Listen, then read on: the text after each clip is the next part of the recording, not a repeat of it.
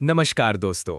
बिहार की राजनीति में एक ऐसा फैसला सामने आया है जिसने पूरे देश को चौंका दिया है। करीब 2 दशक तक बिहार की राजनीति पर राज करने वाले और 10 बार मुख्यमंत्री की शपथ लेने वाले नेता अब दिल्ली की राजनीति की ओर बढ़ रहे हैं। जी हां, बिहार के मुख्यमंत्री नीतीश कुमार अब राज्यसभा जाने की तैयारी में हैं। लेकिन सबसे बड़ा सवाल ये है, आखिर अचानक ऐसा क्या हुआ कि उन्होंने मुख्यमंत्री पद छोड़ने का फैसला लिया? क्या इसके पीछे बीजेपी की रणनीति है? क्या ये उनकी राजनीति का अंत है या एक नई शुरुआत? आज के इस वीडियो में हम पूरी कहानी समझेंगे। नीतीश कुमार के राज्यसभा जाने का असली कारण। नीतीश कुमार का जन्म 1951 में बिहार के बख्तियारपुर में हुआ। उन्होंने इंजीनियरिंग की पढ़ाई की, लेकिन उनका मन राजनीति में था। उनकी राजनीति की शुरुआत हुई जेपी मूवमेंट से। इस आंदोलन के नेता थे जयप्रकाश नारायण। यहीं से नीतीश कुमार की पहचान बनी। इसके बाद वे लालू प्रसाद यादव और जॉर्ज फर्नांडिस के साथ समाजवादी राजनीति में सक्रिय हुए। 1990s के दशक में वे राष्ट्रीय राजनीति में आए और केंद्र सरकार में मंत्री बने। साल 2005 में नीतीश कुमार ने नरेंद्र मोदी की पार्टी भारतीय जनता पार्टी के साथ मिलकर बिहार में सरकार बनाई। उस समय बिहार की छवि बहुत खराब थी। अपराध, खराब सड़कें, बिजली की समस्या। लेकिन नीतीश कुमार ने सुशासन की राजनीति शुरू की, इसलिए उन्हें कहा गया सुशासन बाबू।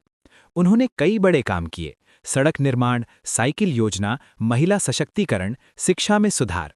इसी वजह से वे लगातार कई बार मुख्यमंत्री बने। 2025 के चुनाव में भी एनडीए ने भारी जीत हासिल की।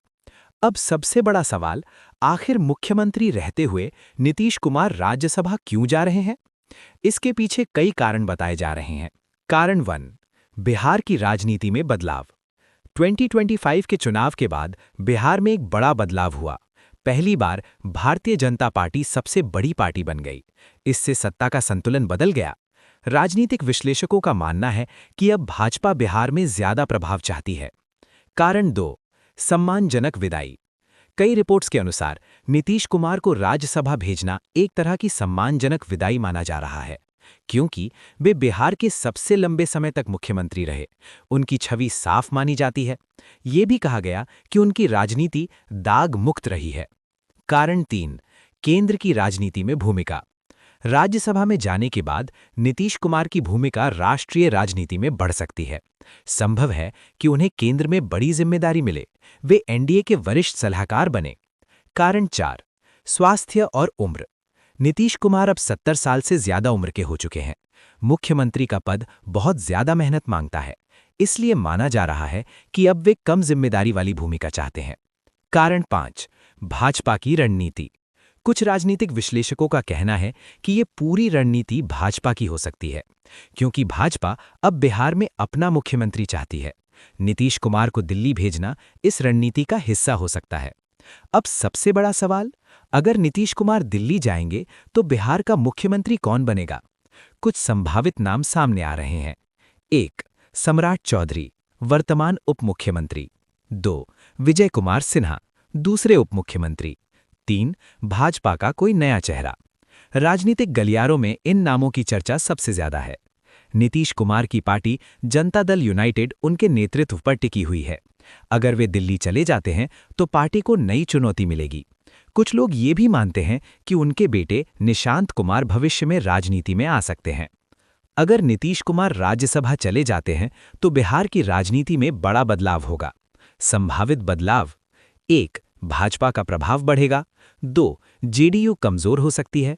3, नई राजनीतिक गठबंधन बन सकते हैं। ये भी कहा जा रहा है कि बिहार में नीतीश युग का अंत हो सकता है।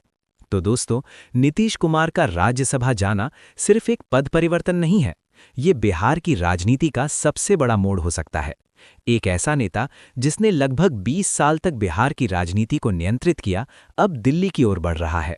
अब देखना होगा कि बिहार का नया मुख्यमंत्री कौन बनेगा, जेडीयू का भविष्य क्या होगा और क्या नीतीश कुमार राष्ट्रीय राजनीति में नई भूमिका निभाएंगे।